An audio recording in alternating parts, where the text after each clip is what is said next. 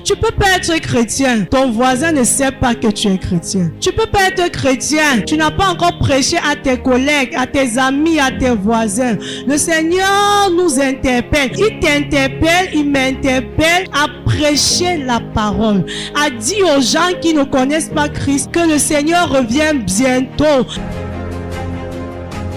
Je nous salue dans la merveilleuse présence de notre Seigneur Jésus. Aujourd'hui, notre exaltation est tirée du livre de Matthieu 4 à partir de son verset 17. Bien-aimé, le Seigneur nous interpelle. Il nous demande quelle est notre mission en tant que chrétiens. Nous allons le lire ensemble. Dès ce moment, Jésus commença à prêcher et à dire: « Repentez-vous, car le royaume des cieux est proche. » On dit Jésus commença à prêcher. Bien-aimé, en tant que chrétien, notre première mission est de prêcher la parole de Dieu. L'Éternel dit dans sa parole que nous sommes ses imitateurs. Il dit que nous sommes les imitateurs de Christ. Alors si nous sommes les imitateurs de Christ, nous devons aussi faire ce que Christ a fait lorsqu'il était sur la terre. Il s'agit ici de prêcher. Il dit: repentez-vous, car le royaume des cieux est proche. Lorsque nous voyons repentez-vous, c'est quoi la repentance? Premièrement, la repentance, c'est reconnaître d'abord que nous avons péché. Parce que si nous ne reconnaissons pas que nous sommes pécheurs, nous ne sommes pas en train de vouloir commencer une repentance. Donc nous devons reconnaître que nous sommes pécheurs premièrement. Ensuite, nous devions demander au Seigneur de nous aider afin d'abandonner le péché qui nous tient en captivité. Donc le Seigneur lui prêchait la repentance. Le verset 18 dit: comme il marchait le long de la mer, il vit deux frères, Simon, appelé Pierre, et André, son frère, qui jetaient un filet dans la mer, car ils étaient des pécheurs. Bien-aimés, Pierre et André étaient tous des frères, mais les deux étaient des pécheurs. Jésus-Christ ne voulait pas des pécheurs de poissons, mais des pécheurs d'âme. Le verset 19 nous dit: il leur dit: suivez-moi et je vous ferai pécheurs d'hommes. Aussitôt, il laissait les filets et le suivit. 21. De là étant allé plus loin, il vit deux autres frères, Jacques, fils de Zébédée, et Jean, son frère, qui étaient dans une barque avec Zébédée, leur père, et qui reparaient leur filet. Il les appela et aussitôt, il laissait la barque et leur père et le suivit. Bien-aimés, ici on peut apercevoir que ceux qui sont réellement appelés enfants de Dieu, parce qu'on a souvent l'habitude de dire: vous les gens qui croyez que vous aimez trop Jésus là, vous êtes des moutons. Bien évidemment, l'Éternel dit dans le livre de Jean 10, Jean 10 à partir du verset 2, il dit: mais celui qui entre par la porte est le berger des brebis. Le berger, c'est Jésus, et les brebis, ce sont les chrétiens. Le portier lui ouvre, les brebis entendent sa voix, il appelle par leur nom les brebis qui lui appartiennent et il les conduit dehors. Ici, on se rend compte que Pierre, André, Jacques et Jean étaient des brebis. C'est-à-dire, ils ne savaient même pas où Jésus leur amenait. Lorsque Jésus disait seulement laisse, ils laissaient et ils suivaient Jésus, comme on dit souvent, sans toutefois connaître le chemin. Quand le mouton sort, il ne sait même pas là où il va. Il sait seulement que je vais quelque part. Mais parce que nous sommes des brebis et que le Seigneur dit que lui, il est le chemin, la vérité et la vie. Nous, en tant que brebis de l'Éternel, nous connaissons au moins où nous allons lorsque nous avions Christ. Lorsque nous poursuivons Christ, on sait au moins où Jésus-Christ nous amène. Romains 15, à partir du verset 14. Pour ce qui vous concerne, mes frères, je suis moi-même persuadé que vous êtes pleins de bonnes dispositions. L'Éternel sait que nous sommes disposés à le suivre. Il sait que nous sommes disposés à accomplir sa volonté, à prêcher. Il dit rempli de toute connaissance. Oui, c'est Dieu qui nous accorde la connaissance. Il dit est capable de vous exhorter les uns les autres.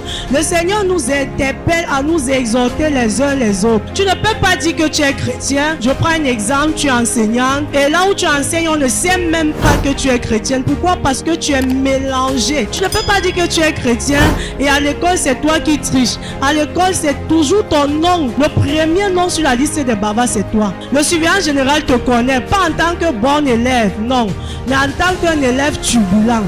Le Seigneur dit, ce n'est pas l'œuvre de Christ là-bas. Il demande à ce que nous devions nous exhorter les uns les autres. Cependant, à certains égards, je vous ai écrit avec une sorte de hardiesse, comme pour réveiller vos souvenirs à cause de la grâce que Dieu m'a faite.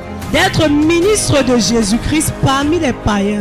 Nous sommes les ministres de Jésus-Christ parmi les païens. Ça veut dire, lorsque nous sommes assis entre amis, il y a des païens, c'est mélangé. On doit faire une distinction. On doit savoir que voici une chrétienne, voici une païenne. Premièrement, de par notre conduite, comment est-ce que tu te conduis lorsque tu es assis avec des autres? Premièrement, le Seigneur dit qu'il a en horreur les plaisanteries. Est-ce que tu es toujours la personne, comme on dit souvent, j'anime la galerie? C'est bien beau, mais est-ce que animer la galerie fait plaire à Dieu? C'est la question que le chrétien doit se poser. Il dit d'être ministre de Jésus-Christ parmi les païens, m'acquittant du divin service de l'évangile de Dieu. Le divin. Donc c'est un service divin. C'est un service qui vient du ciel. C'est un service qui est approuvé par l'Éternel des armées. Le divin service de l'évangile de Dieu. Afin que les païens lui soient une offrande agréable. C'est vrai, si tu vois ton frère qui n'a pas d'habit, il faut donner l'habit à ton frère afin que ton frère puisse s'habiller. À quoi est-ce que ça servira de donner ton habit à ton frère sans lui prêcher celui-là qui t'a fait la grâce d'avoir cet habit? Il dit, étant sanctifié par l'Esprit Saint. Amen. J'ai donc sujet de me glorifier en Jésus-Christ pour ce qui regarde les choses de Dieu.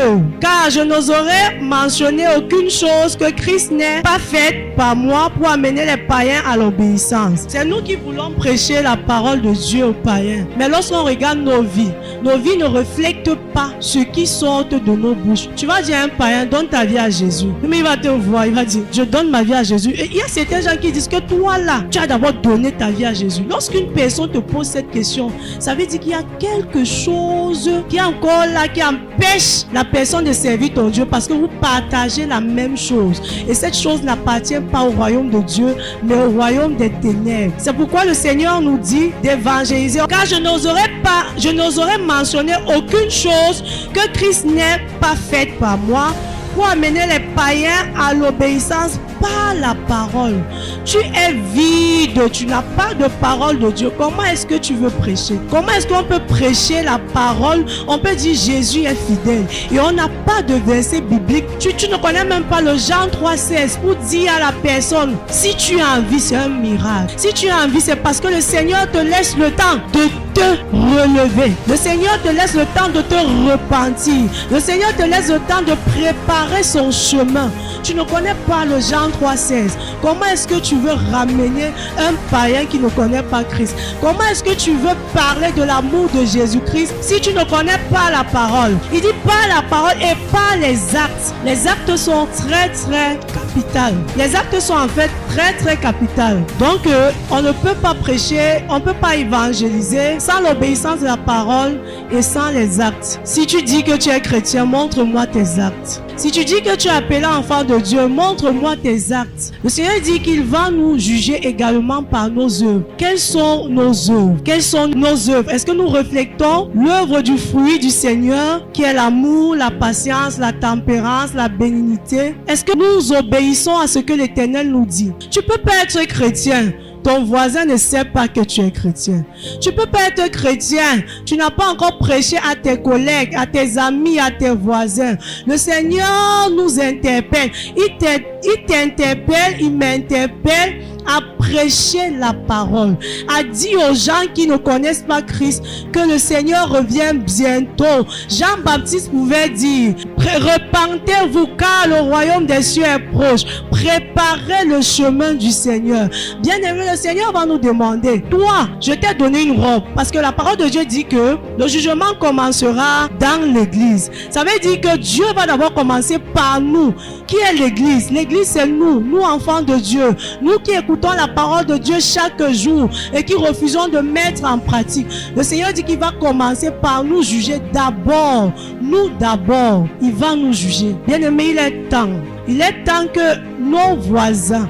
Il est temps que le monde sache. Il est temps que ceux avec qui nous marchons sachent que nous sommes réellement enfant de Dieu. Parce que si tu es enfant de Dieu et que tu as tes mêmes amis que tu avais dans le monde, revois ta vie chrétienne. Il y a problème. Il y a problème. Ce qui est de Dieu et ce qui est du monde ne peuvent pas cohabiter ensemble. Donc si tu as Christ, tu dois impacter. Et laisse-moi te dire que si les mêmes amis sont restés, il y a problème. Il y a problème. Ils ne peuvent pas. Tous ne peuvent pas. Peut-être dans ton intimité avec Christ, tu vas prier et tu vas demander au Seigneur, Seigneur, touche leur cœur. Amen. Donc ce matin, j'espère que par la grâce du Seigneur, tu vas prendre la résolution de vanter ton Jésus, de ne pas avoir honte de dire que Jésus-Christ t'aime.